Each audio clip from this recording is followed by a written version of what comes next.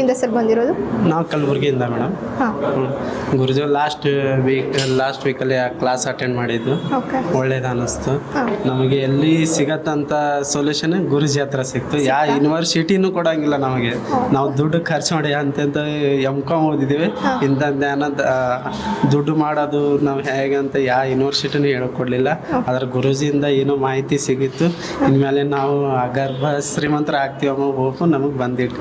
Super sir. ನೀವು next ಗುರುಗಳ ಆಶೀರ್ವಾದ ತಗೊಂಡ್ರಾ? ಹಾಂ, ತಗೊಂಡಿದ್ದೀರಾ. ಗುರುಗಳ ಸ್ಪರ್ಶ ಮಾಡಿದ್ರಾ ಸರ್? ಹಾಂ ಮೇಡಮ್. ಗುರುಗಳ ಸ್ಪರ್ಶ ಅಲ್ಲಿ ಅಲ್ಲಿ ಆಫ್ಲೈನ್ ಕ್ಲಾಸಲ್ಲಿ ಮಾಡಿದ್ವಿ, ಇಲ್ಲಿನೂ ಮಾಡಲಿಲ್ಲ ಮೇಡಮ್. ಆದ್ರೆ ಅವ್ರ ಮಾತುಗಳೇ ನಮಗೆ ದೊಡ್ಡ ಇದು ಆಶೀರ್ವಾದ ಮೇಡಮ್. ಹೌದಾ? ಸಾಕು ಮೇಡಮ್. ಇವಾಗ ಗುರುಗಳ ಪರ್ಸನಲ್ ಮೀಟಿಂಗ್ ಅಂತ ಬಂದ್ರಿ ಹಾಫ್ ಅನ್ ಅವರ್.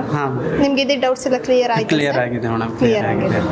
ಓಕೆ. ಗುರುಗಳ ವರ್ಕ್ಶಾಪ್ ಅಟೆಂಡ್ ಮಾಡೋಕ್ಕೂ ಮುಂಚೆ ಮತ್ತೆ ವರ್ಕ್ಶಾಪ್ ಅಟೆಂಡ್ ಮಾಡಿ ಆದ್ಮೇಲೆ ನಿಮ್ಮ ಜೀವನದಲ್ಲಿ ಯಾವ ತರ ಬದಲಾವಣೆ ಆಗಿದೆ? ಬದಲಾವಣೆ ಆಗಿದೆ ಮೇಡಮ್. ನಮಗೆಲ್ಲ ಸಾಲ ಇತ್ತು, ವೈಯಕ್ತಿಕ ಸಾಲ ಇತ್ತು, ಸಾಲಗಾರರದೆಲ್ಲ ಕಿಟಕಿಟಿ ಇತ್ತು. ಈ ಗುರುಜಿಯವರ ಕ್ಲಾಸ್ ಅಟೆಂಡ್ ಮಾಡಿದ ಅವ್ರು ಹೇಳಿದ ಅಫರ್ಮೇಷನ್ ಮಾಡೋದು ಯಾರು ಸಾಲಗಾರದ ಕಿಟಕಿಟಿ ಇಲ್ಲ. ಆದರೆ ಸಾಲ ತೀರಿಸಲೇಬೇಕು, ತೀರಿಸ್ತೀವಿ. ಬಟ್ ಅವಾಗೆಲ್ಲ ಫೋನ್ ಮಾಡ್ತಾ ಇದ್ದಾರೆ ಏನಾಯ್ತು ಅಂತ. ಬಟ್ ಇವ್ರು ಹೇಳಿದ ಅಫರ್ಮೇಷನ್ಗಳೆಲ್ಲ ಮಾಡೋ ನಮಗೆ ನಾವು ಮೋಟಿವೇಶನ್ ಆಗಿ ಧೈರ್ಯ ತಂದ್ಕೊಂಡಿವಿ. ಈಗ ಯಾವ್ದೇ ಅವ್ರದ್ದು ಟಾರ್ಚರ್ ಇಲ್ಲ ಅಷ್ಟೇ. ಸಾಲ ಅಂತ ತೀರಿಸ್ತೀವಿ, ಗುರುಜಿ ಹೇಳಿದಂಗೆ ಶ್ರೀಮಂತರಾಗುತ್ತೀವಿ, ಬಿಸ್ನೆಸ್ ಮಾಡ್ತೀವಿ. ಎಲ್ಲ ರೀತಿಯಲ್ಲಿ 100 ಅಲ್ಲ 200% ನಾವು ಸಕ್ಸಸ್ ಆಗ್ತೀವಿ. Okay sir. ಇವಾಗ ಕೆಲವೊಂದು ಅಫರ್ಮೇಷನ್ ಮಾಡ್ತೀರಾ, ಟೆಕ್ನಿಕ್ ಯೂಸ್ ಮಾಡ್ತೀರಾ, ಅದೆಲ್ಲ ಆಗ್ತಾ ಇದೆ? ಆಗ್ತಾ ಇದೆ, ಮಾಡ್ತಾ ಇದ್ದೀನಿ, ಆಗ್ತಾ ಇದೆ. ಇನ್ನೂ ಮಾಡೋದಿದೆ, ಮಾಡಿ ಸರ್. ಓಕೆ. ನೀವು 100% ಆಗರ್ಭ ಶ್ರೀಮಂತ ಆಗ್ತೀರಾ? ಆಗ್ತೀವಿ ಮೇಡಮ್, ಆಗ್ತೀವಿ. ಯಾವುದೇ ಡೌಟ್ ಇಲ್ಲ, ಆಗುತ್ತೆ. ಸರ್ ಎಲ್ಲಿಂದ ಬಂದಿರೋದು? ನಾನು ರಾಯಚೂರಿಂದ ಬಂದಿರೋದು. ರಾಯಚೂರಿಂದ. ಗುರುಗಳ ಆಶೀರ್ವಾದ ತಗೊಂಡ್ರಾ ಸರ್? ಇವಾಗ ತಗೊಂಡೆ, ಗುರುಗಳ ಆಶೀರ್ವಾದ ತಗೊಂಡಿದ್ದೀನಿ. ಓಕೆ.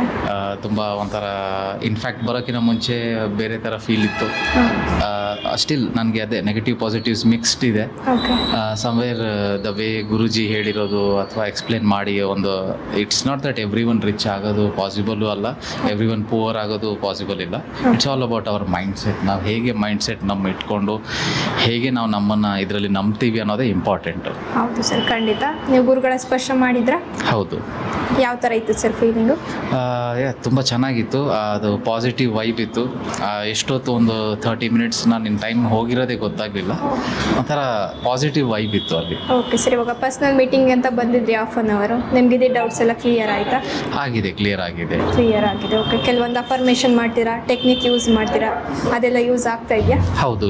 ಶಾರ್ಟ್ ಟರ್ಮ್ ಆಗಿ ನಾನು ಏನೇನು ಅಫರ್ಮೇಷನ್ ಮಾಡಿದ್ದೀನಿ ಸೋ ಫಾರ್ ಅದೆಲ್ಲ ಆಗ್ತಾ ಇದೆ.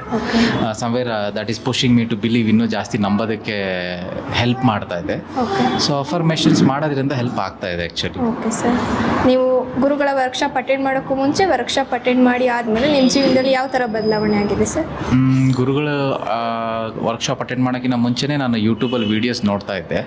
ಸೊ ನೋಡುವಾಗ ನಾನು ಆವಾಗಲೇ ಸ್ಟಾರ್ಟ್ ಮಾಡಿಕೊಂಡೆ ಅಫರ್ಮೇಷನ್ಸ್ ಮಾಡೋದು.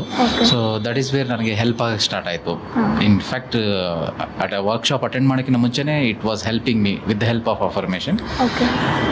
ಅಟೆಂಡ್ ಮಾಡಿದ್ಮೇಲೆ ಒಂದು ಕಾನ್ಫಿಡೆನ್ಸ್ ಬಂತು. ಎಸ್, ಐ ಕ್ಯಾನ್ ರೀಚ್ ಮೈ ಗೋಲ್, ಹೋಗ್ಬೋದು ಮುಂದೆ ಅನ್ನೋದು ಒಂದು ಕಾನ್ಫಿಡೆನ್ಸ್ ಇದೆ. ನೀವು 100% ಆಗರ್ಭ ಶ್ರೀಮಂತರ ಆಗ್ತೀರಾ? ಹೌದು, ಹಾಗೆ ಆಗ್ತೀನಿ. ಹಾಯ್ ಮೇಡಮ್, ನಮಸ್ತೆ. ನಮಸ್ತೆ.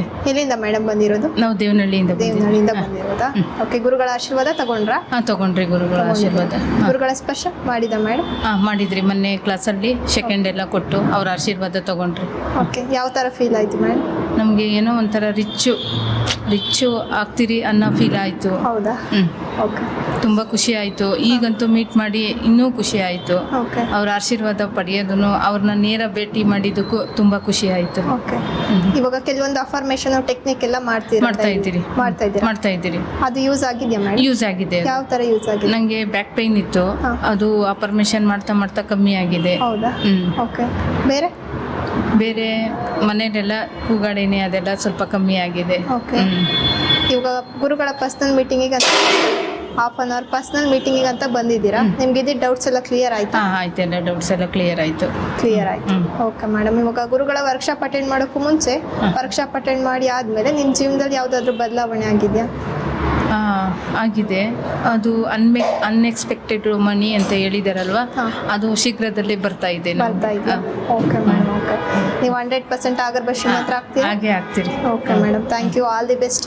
ಆದಷ್ಟು ಬೇಗ ಆಗರ್ಭ ಶ್ರೀಮಂತರಾಗಲಿ, ಒಳ್ಳೇದಾಗಲಿ madam. Thank you madam. Thank you. ನಮಸ್ತೆ ಮೇಡಮ್. ಎಲ್ಲಿಂದ ಸರ್ ಬಂದಿರೋದು? ನಾನು ದಾವಣಗೆರೆ ಡಿಸ್ಟಿಕ್ ಹರಿಹರ ತಾಲೂಕು ನಿಟ್ಟೂರ್ ಅಂತ ಹೇಳಿ ಒಂದು ಹಳ್ಳಿ, ಸಣ್ಣ ಹಳ್ಳಿಯಿಂದ ಬಂದಿದ್ದೇನೆ. ಓಕೆ.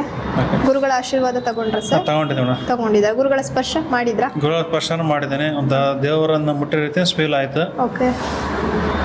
ಮತ್ತು ಗುರುಗಳ ಆಶೀರ್ವಾದ ಸದಾ ಹೀಗೆ ಇರಲಿ ನಮ್ಮ ಮೇಲೆ ಅಂತ ಕೇಳ್ಕೊಂಡು ಬಂದಿದ್ದೇನೆ.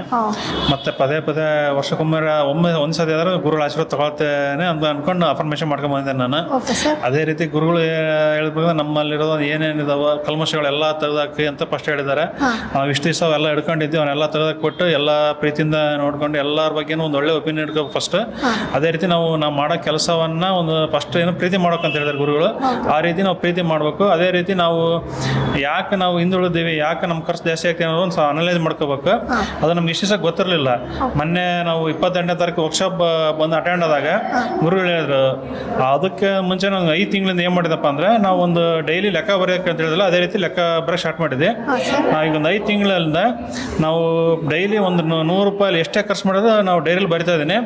5 ತಿಂಗಳಿಗೆ 4 ಲಕ್ಷ ರೂಪಾಯಿ ನನ್ನ ಅಮೌಂಟ್ ಖರ್ಚಾಗಿರೋದು ಡೇ ಬೈ ಡೇ ಬರ್ತೀನಿ. ಅದೇ ರೀತಿ ನಮ್ಮ ಇನ್ಕಮನ್ನು ನೋಡಿದ್ದೀನಿ. ನನ್ನ ಇನ್ಕಮ್ ಬಂದ್ಬಿಟ್ಟು 1,80,000 ರೂಪಾಯಿ 2 ಲಕ್ಷ ರೂಪಾಯಿ ತನಕ ಇನ್ಕಮ್ ಬಂದಿದೆ. 5 ತಿಂಗಳಿಗೆ 2 ಲಕ್ಷ ರೂಪಾಯಿ ಇನ್ಕಮ್ ಬಂದಿದೆ. 2 ಲಕ್ಷ ರೂಪಾಯಿ ಸಾಲ ಆಗಿದೆ. ನಾವು ಸಾಲ ತಗೊಂಡು ಇದು ಖರ್ಚು ಮಾಡಿದ್ದೀವಿ. ಇದೇನಪ್ಪ ಹಿಂಗಾಯ್ತು, ನಾವು ವಿಶೇಷ ಲೆಕ್ಕನ ಹಾಕಲಿಲ್ಲ. ನಾವು ಇಷ್ಟು 15 ವರ್ಷದಿಂದ ಇದೇ ರೀತಿ ಲೆಕ್ಕ ಹಾಕೊಂಡು ಬಂದಿದ್ರೆ ನಾವು ಯಾವಾಗ ಕೋಟ್ಯಾಧಿಪತಿ ಆಗ್ತಿದ್ವಿಲ್ಲ ಅಂತ ಅವತ್ತು ನನಗೆ ಮೈಂಡ್ ಎಲ್ಲ ಅನಲೈಸ್ ಆಯಿತು. ನಾನು ಕೇಳ್ಕೊಳೋದು ಎಲ್ಲರೂ ಇಷ್ಟ, ಎಲ್ಲರೂ ನಿಮ್ಮ ಅದನ್ನು ಫೀಡ್ಬ್ಯಾಕ್ ಬರ್ರಿ. ಡೈಲಿ ನೀವು ಎಷ್ಟು ಖರ್ಚು ಮಾಡ್ತೀರಿ, ಎಷ್ಟು ಅರ್ನ್ ಮಾಡ್ತೀರಿ ಅಂತ ಬರ್ರಿ. ಇಷ್ಟು ಅರ್ನ್ ಮಾಡ್ಬೇಕು ಅನ್ನೋದನ್ನು ಹಿಡ್ಕೊಳ್ರಿ. ಲೆಕ್ಕ ಫಸ್ಟ್ ಎಲ್ಲರೂ ಬರೆದ್ರೆ ಅವತ್ತೇ ನಾವು ಒಂದು ಒಳ್ಳೆ ಕೋಟ್ಯಾಧಿಪತಿ ಆಳೋಕ್ಕೆ ಸಾಧ್ಯ. ಇಲ್ಲ ಅಂದರೆ ಯಾವ ಕಾರಣಕ್ಕೂ ಸಾಧ್ಯ ಇಲ್ಲ. ಲೆಕ್ಕ ಬರ್ರಿ. ಗುರುಜಿ ನಾವು ಫಸ್ಟ್ ಹೇಳಿದಾಗ ನಾವು ನಂಬ್ತಿರಲಿಲ್ಲ. ಇವರು ನಾವು ಕೆಲವೊಬ್ಬರು ಫೀಡ್ಬ್ಯಾಕನ್ನು ತಗೊಂಡು ನೋಡಿದ ನಂತರ ನಾವು ಬರೀ ನೋಡೋಣ ಹೆಂಗೆ ಏನಿರುತ್ತೆ, ಎಷ್ಟಾಗುತ್ತೆ ಆಗಲಿ ನೋಡೋಣ, ಅದು ಎಷ್ಟಾರ ಖರ್ಚಾಗಲಿ, ಎಷ್ಟಾರ ಲಾಭ ಆಗಲಿ, ಎಷ್ಟಾರ ನಾವು ದುಡಿಲಿ ನೋಡೋಣ ಅಂತ ಹೇಳ್ಬಿಟ್ಟು ಬರೆದು ನಮ್ಮ ಮನೇಲಿ ಫಸ್ಟ್ ಅಪೋಸ್ ಮಾಡಿದ್ರು. ಅದನ್ನ ಯಾಕೆ ಬರೀತೀರ ಅಂತ ಹೇಳಿದ್ರೆ, ಆದ್ರೆ ಇರಲಿ ಏನಾಗುತ್ತೆ, ಎಷ್ಟು ಖರ್ಚಾಗಿದೆ ನಮ್ಮ ಮನೆತನಕ್ಕೆ ಅಂತ ಹೇಳ್ಬಿಟ್ಟು ಅದನ್ನ ನೋಡೋಕ್ಕೋಸ್ಕರ ಬರೆದೆ ನಾನು. ಅಲ್ಲಿ ನನಗೆ ಆ 5 ತಿಂಗಳಿಗೆ 4 ಲಕ್ಷ ರೂಪಾಯಿ ಲೆಕ್ಕ ಸಿಕ್ತಲ್ಲ. 4 ಲಕ್ಷ ರೂಪಾಯಿ ಖರ್ಚಾಗಿದೆ ಅಂದರೆ ನಾವು ಒಂದು ಸಂಪಾದನೆ ಜಾಸ್ತಿ ಆಗಬೇಕು ಅನ್ನೋದು ಲೆಕ್ಕ ಸಿಕ್ತು. ಇನ್ನೊಂದು ನಮ್ಮ ಖರ್ಚನ್ನು ಕಡಿಮೆ ಮಾಡಬೇಕು ಅನ್ನೋದು ನಮ್ಗೆ ಯಾವಾಗ ಲೆಕ್ಕ ಸಿಕ್ತು. ಗುರುಜಿಯವರು ಅದೇ ತೀರಲ್ಲಿ ಹೇಳಿದ್ದು, ನಮ್ಮ ಇತಿಮಿತಿಯೊಳಗೆ ನಾವು ಖರ್ಚು ಮಾಡಬೇಕು. ನಮ್ಮ ಇತಿಮಿತಿಯೊಳಗೆ ನಾವು ನೋಡ್ಕೊಂಡು ನಾವು ನಮ್ಮ ಇನ್ಕಮನ್ನು ಜಾಸ್ತಿ ಮಾಡ್ಕೋಬೇಕು. ನಾವು ಅಲ್ಲೇ ಇರಬಾರ್ದು, ಮುಂದಕ್ಕೆ ಬರಬೇಕು, ನಾವು ಕೋಟ್ಯಾಧಿಪತಿ ಆಗ್ಬೇಕು ಅಂತಂದು ಯಾವಾಗ ನಾವು ಅನ್ಕೊಂಡು ಸಾಲದು.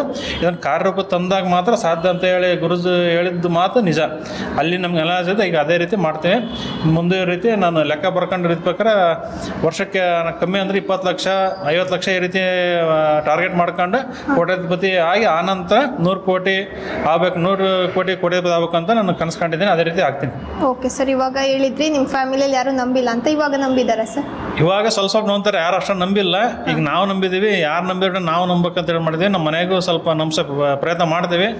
ಈಗ ಅವರು ಕರ್ಮಕಳ ನಂತರ ಅವರು ನಂಬ್ತಾರೆ, ನಂಬಲೇಬೇಕು. ನಮ್ಮದೇ ಹೋದ್ರು ಕೂಡ ಅದು ಟೈಮ್ ಸಮಯ ಅಂತಿದೆಯಲ್ಲ, ಸಮಯ ಯಾರನ್ನ ಬಿಡಲ್ಲ. ಕರ್ಮ ಹೇಗೆ ಅವ್ರನ್ನ ಬಿಡಲ್ಲ, ಸಮಯನೂ ಅವ್ರನ್ನ ಬಿಡಲ್ಲ. ಅವರು ಒಂದಲ್ಲ ಒಂದು ಅವ್ರಿಗೆ ಗೊತ್ತಾದ ನಂತರ ಅವರು ಕೂಡ ಈ ಕರ್ಮ ಸಿದ್ಧಾಂತ ಫಲ ಅನುಭವಿಸ್ತಾರೆ.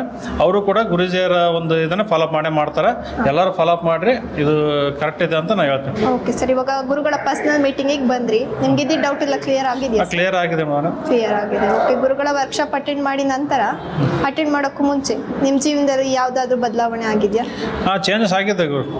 ದುಡಿಬೇಕು ಅನ್ನೋದೊಂದು ಹಂಬಲ ಬಂದಿದೆ. ಇನ್ನೊಂದು ಎಲ್ಲರೂ ನಂಬಬೇಕು, ವಿಶ್ವನ ನಂಬಬೇಕು, ನಾವು ಯೂನಿವರ್ಸ್ ಅಂತ ನಂಬಬೇಕು ಅನ್ನೋದೊಂದು ಬಂದಿದೆ. ನಾವು ದುಡಿಲೇಬೇಕು ಅನ್ನೋದೊಂದು ಫಸ್ಟ್ ನಾವು ಬೇಕಾಬೇಡನ ಅವತ್ತಿನ ಖರ್ಚಿಗೆ ಅಷ್ಟೇ ದುಡಿಬೇಕಂತ ಯೋಚನೆ ಮಾಡಿದ್ವಿ. ಇವಾಗ ಏನಿದೆ, ಒಬ್ಬ ಮಧ್ಯಮ ವರ್ಧನ ಹುಟ್ಟಿ ಮಧ್ಯಮ ವರ್ಧನೆಗೆ ಸಾಯೋದು ಲೆಕ್ಕ ಅಲ್ಲ, ಅವ್ನು ಶ್ರೀಮಂತನಿಗೆ ಕೋಟ್ಯಾಧಿಪತಿ ಆಗಿ ಸಾಯ್ಬೇಕು ಅನ್ನೋದೊಂದು ಲೆಕ್ಕ ಏನು ಫಿಲಮ್ನಲ್ಲಿ ತೋರಿಸ್ತಾರೆ. ಅದೇ ರೀತಿ ನಾವು ಕೋಟ್ಯಾಧಿಪತಿ ಆಗಿ ಸಾಯ್ಬೇಕು. ಹಂಗಿದ್ರೆ ನಮ್ಮ ಒಂದು ಜೀವನಕ್ಕೆ ಬೆಲೆ. ಅದೇ ರೀತಿ ನಾವು ದುಡಿತೀವಿ. ಹೌದು ಸರ್, ಖಂಡಿತ. ಆಗರ್ಭ ಶ್ರೀಮಂತರಾಗೋದು ನಿಮ್ಮೆಲ್ಲರ ಜವಾಬ್ದಾರಿ. ಆದಷ್ಟು ಬೇಗ ಆಗರ್ಭ ಶ್ರೀಮಂತ. ಹೌದು, ಆದಷ್ಟು ಬೇಗ ನಾವು ಆಗರ್ಭ ಶ್ರೀಮಂತ ಆಗಿ ಆಗ್ತೀನಿ. ಗುರುಜಿಯವರ ಒಂದು ಕೃಪೆ ನಮ್ಮಲ್ಲಿದೆ. ನಾವು ಗುರುಜಿ ಅವ್ರನ್ನ ಕನಸು ಮನಸ್ಸಿನಾಗ ಮರೆಯೋದಿಲ್ಲ. ನಾವು ಅವ್ರನ್ನ ದೇವ್ರಂತಾನೆ ನಾವು ಅವ್ರನ್ನ ಪ್ರೀತಿ ಮಾಡ್ತೀವಿ. Okay sir, thank you. All the best sir.